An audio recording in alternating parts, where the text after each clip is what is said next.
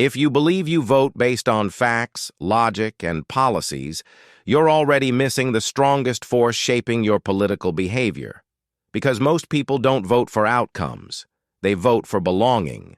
And once politics becomes part of who you are, your brain quietly stops asking, "Did this work?" and starts asking, "What does this say about me?" That shift explains more about modern politics than almost any headline you'll see this year.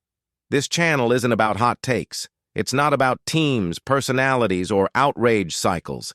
It's about how identity, incentives, and social pressure shape what we believe, how we react to news, and how we vote, often against our own material interests.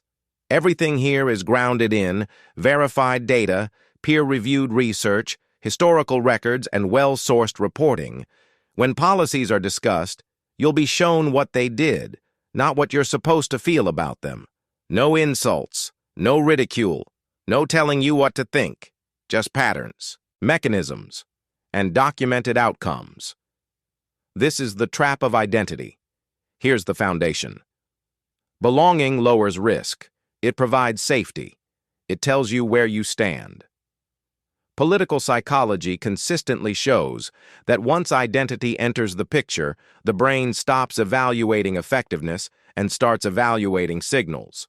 So when a policy produces worse outcomes, that doesn't automatically change behavior. Because changing your mind isn't just intellectual, it's social. For many people, political beliefs aren't opinions. They're social contracts. They determine who trusts you, who feels safe around you, who invites you in.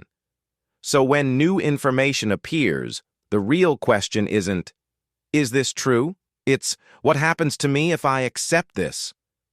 Facts don't pay social costs. And when certainty keeps you connected while doubt risks isolation, most people choose certainty. Every system rewards some behaviors and quietly punishes others. Politics rewards certainty, alignment, loyalty. Curiosity is risky. Nuance is suspicious. Public doubt feels unsafe.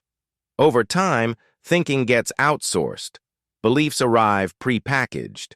And disagreement starts to feel like betrayal. Not because people are weak, but because the incentives are clear. This is where it becomes visible. When a major headline drops, you don't encounter it neutrally. Your brain asks, "What does this mean for people like me?"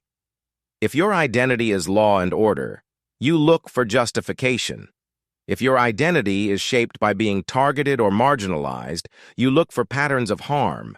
If your identity is being above both sides, you believe you're immune, which is also an identity filter. Same story. Different emotional starting points, different conclusions. That's why we introduced question-only content. No claims, no conclusions. Questions like, what part of this reaction feels personal? Who would I disappoint if I changed my view? What does my certainty protect me from feeling? Questions don't threaten identity. They bypass it.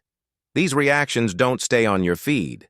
They harden into beliefs about government, power, fairness, who deserves protection. Those beliefs shape voting behavior and determine which policies you'll tolerate, even when outcomes don't benefit you. Media outlets, politicians, and influencers understand this deeply. If they can keep you inside a role, protector, victim, skeptic, outsider, they can predict your outrage and your support. This channel exists for people who feel something is off, but want evidence, not outrage. Outside the trap, there's usually less certainty, but there's more room to think. If you're willing to sit with uncomfortable questions, check sources, and think beyond identity labels, you're in the right place. This is the trap of identity. Who benefits from who you think you are? If this helped you see politics differently, please like, comment, and subscribe, not for answers, but for better questions.